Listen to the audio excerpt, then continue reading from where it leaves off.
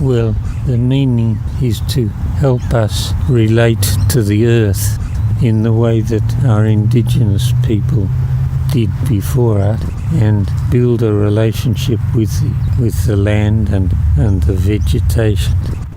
That we work as a team of 12 different faith groups, enjoying each other's company, getting to know each other better, and working together on a project we all love. There's a lot of wisdom in all the religions of the world, and we enjoy sharing that with one another through our interfaith meetings and dialogues. If we go down to the personal level, how to utilize Buddhism to help the word mindfulness may be the best. If I could only give one, then the mindfulness it should be the one, because the more mindful you are, according to your practice of Buddhist meditation, the less problem, less confusion, and less suffering, less trouble you face, but more chance that you will get more, gain control for the good part of you yourself. But to many beginners, servicing themselves may be more important. Then I reckon that the style of meditation called mindfulness meditation will be the best. Yeah. If you see the smile of the baby, you can see the God's presence there. If you see the good flower, the rose in the morning, you see the presence of God. If you see the sun in the morning, you see the presence of God in that as well. So God is everywhere. He became the world, and He sustained, He maintained this world for us. And within me, within you, the same God is running through, and only because of our ignorance, we can say, ajnana. So if I understood that the God is everywhere and I'm the part of the God, then there will be no betrayal, there will be no difference of opinion, there will be equality everywhere. I think that's a way we can connect the whole world as a Vasudhaiva Kutumbakam in that sense, and that makes the whole humanity in one series. You can't kill off the religious instinct. It is so deeply, partly encoded in human beings. And so Christian faith joins with people of all faiths, and none, who have this intuitive sense of the divine and will not give up, regardless of the things that would try to convince us that the only things in life are worth having are material. So at that level, we are joined in a common humanity with all religious traditions. And I think that's the fundamental reality. There are a lot of differences, and there are some interesting overlaps. But the first thing we've got to do is become sympathetically pilgrims together and understand each other. So the search for mutual understanding is the first priority. That requires dialogue. But I would stand back from that and say there's another element, and that is a joint interfaith witness for the things that matter. You know, as far as multiculturalism or interfaith movement goes, like I said before, the essence of Sikhism is equality.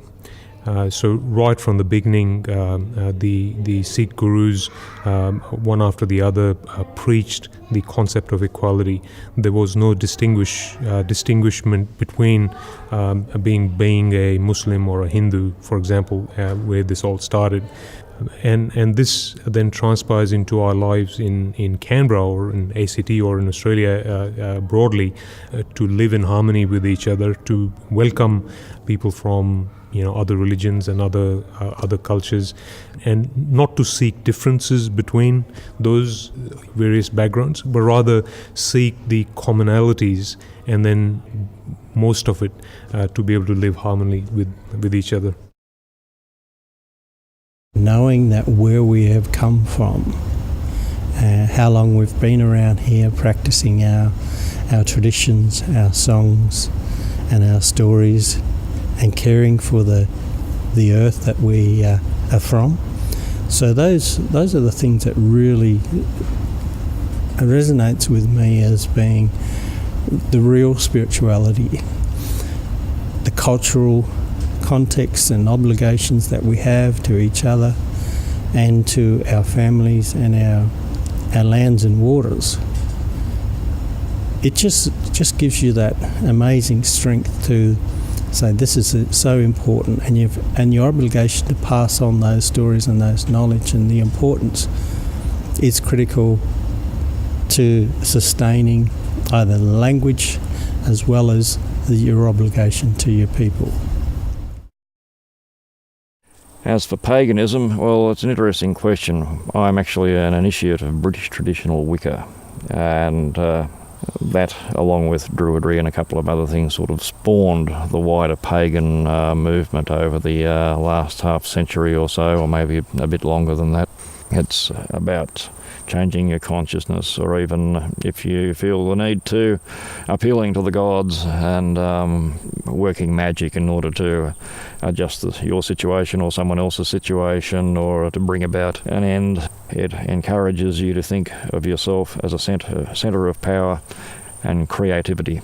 You're actually able to go and do something. Sort of give me a powerful sense that, yes, the gods are there, and they are helping me along with the journey. I'm here where I am because of them, but I don't spend too much time sort of dwelling on the past and thinking about them. The gods have given me what I need, and I'm willing to go forward with that. If one wants to look at this, Rabbi Sachs writes, perhaps one of the best comments I can give is from a few years ago when there was a One Canberra meeting organised by the then multicultural minister. And a former multicultural minister asked, is there a better word than tolerance? Because, as I said at the time in response to this question, a relationship where two people only tolerate one another can hardly be said to be very close or is likely to have a future. And I said the phrase which Rabbi Professor Jonathan Sachs uses, respect for the dignity of difference. The library is a very essential item. And we actually thought of this library for the general public, not only the Muslims. Bismillahir Rahmanir Rahim.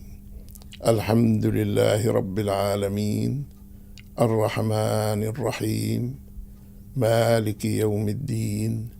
Iyaka na'budu wa iyaka nasta'een. اهدنا الصراط المستقيم صراط الذين أنعمت عليهم غير المغضوب عليهم ولا الضالين آمين.